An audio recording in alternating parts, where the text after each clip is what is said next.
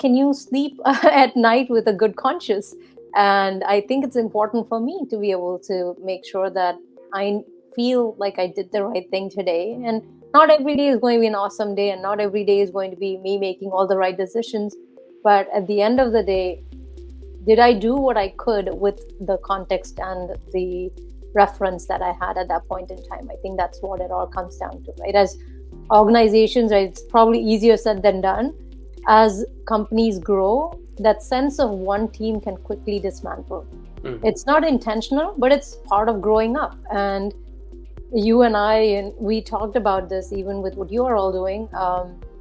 It takes a lot of time and effort to shape that winning together mindset and to be one team across product sales and marketing.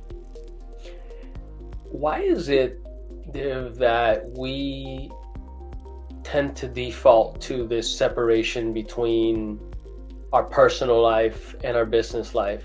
And we believe that to be true. Like people literally say, there's my personal life, there's my business life, they're separate.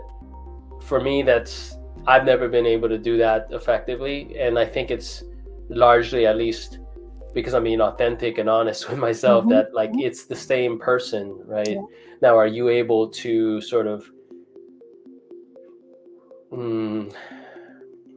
divide the emotions and maybe sedate them, or that's the best way. I'm just trying to come up with some way to really articulate it, because it's not like you really are able to do that. I mean, how many times do people come home from a rough day and they let this stuff out on their family at home, right? It's just a matter of like the transfer of energy and how you're actually managing that.